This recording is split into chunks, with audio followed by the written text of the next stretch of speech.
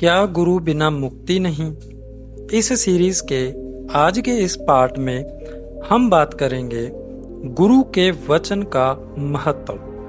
स्वामी राम सुखदास जी कहते हैं, गुरु बनाने से कल्याण नहीं होता, प्रयुक्त गुरु की बात मानने से कल्याण होता है। क्योंकि गुरु शब्द होता है, शरीर नहीं।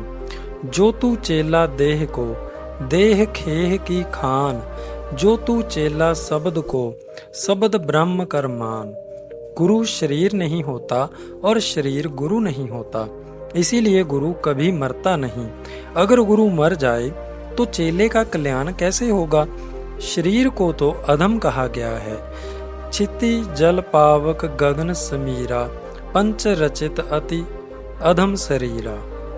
अगर किसी का हाड़ मांस में शरीर गुरु होता है तो वह अधम होता है, काल नेमी होता है। इसीलिए गुरु में शरीर बुद्धि करना और शरीर में गुरु बुद्धि करना अपराध है। संत एकनाथ जी के चरित्र में यह बात बहुत विशेषता से मिलती है।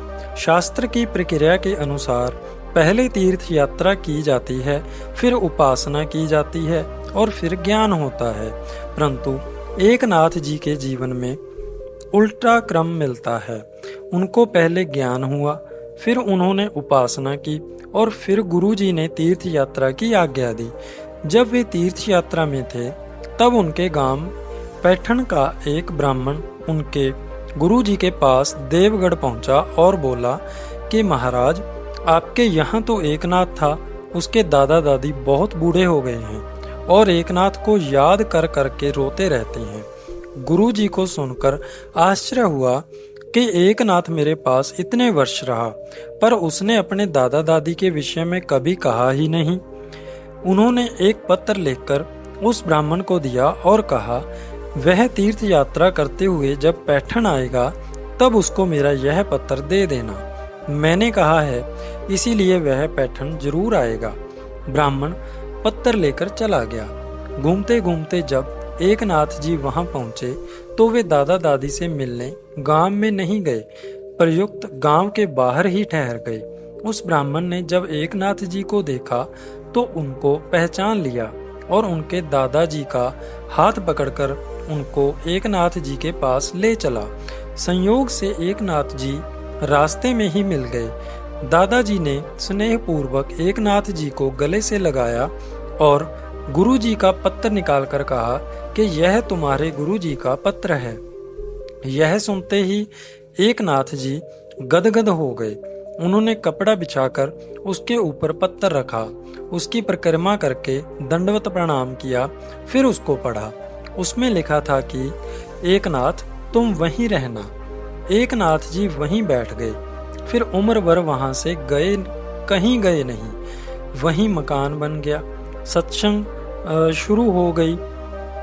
दादा दादी उनके पास आकर रहे, फिर कभी गुरु जी से मिलने भी नहीं गए। विचार करें, गुरु शरीर हुआ कि वचन हुआ? जब गुरु जी का शरीर शांत हो गया तो वे बोले कि गुरु मरे और चेला रोए तो दोनों को क्या ज्ञान मिला? तात्पर्य है कि गुरु मरता नहीं और चेला रोता नहीं। एकनाथ जी के चरित्र में जैसी गुरु भक्ति देखने में आती है, वैसी और किसी संत के चरित्र में देखने में नहीं आती। श्रीमद् भागवत के एकादश स्कंद पर उन्होंने मराठी में जो टीका लिखी है, उसके प्रत्येक अध्याय के आरंभ में उन्होंने विस्तार से गुरु की स्तुति की है।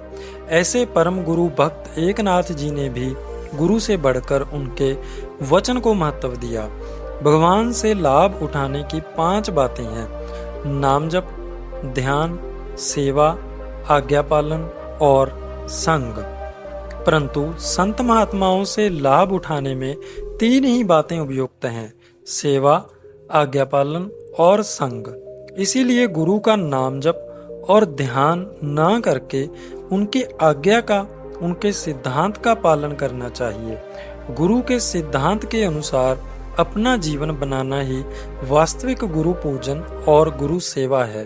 कारण कि संत महात्माओं को शरीर से भी बढ़कर सिद्धांत प्यारा होता है। सिद्धांत की रक्षा के लिए वे प्राण भी दे देते हैं, पर सिद्धांत नहीं छोड़ते। गुरु शरीर नहीं होता, प्रयुक्त तत्व होता है।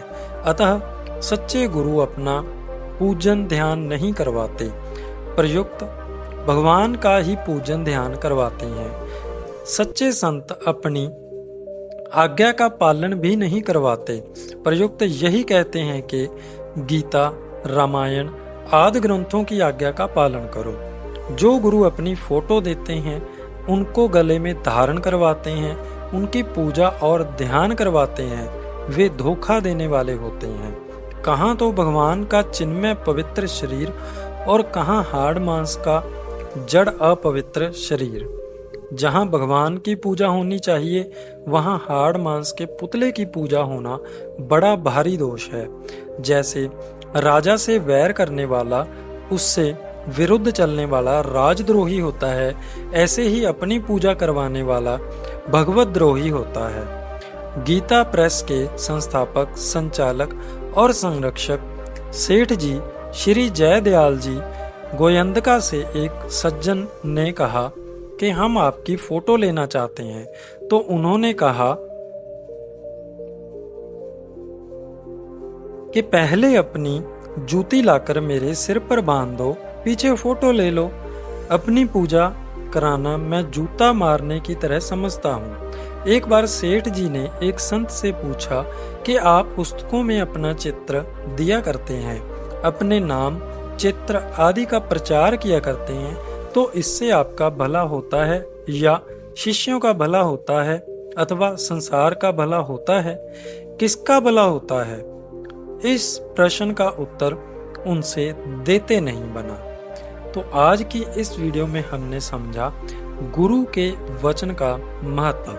तो इस सीरीज के बाकी पार्ट्स को देखने के लिए आप कृपया हमारे चैनल को सब्सक्राइब जरूर करें और जाते जाते बेल आइकन को प्रेस करना ना भूलें, ताकि इस सीरीज की जो अगली वीडियो हम इस चैनल पे डालेंगे वो आपके पास जल्दी से जल्दी पहुंच जाए। धन्यवाद दोस्तों।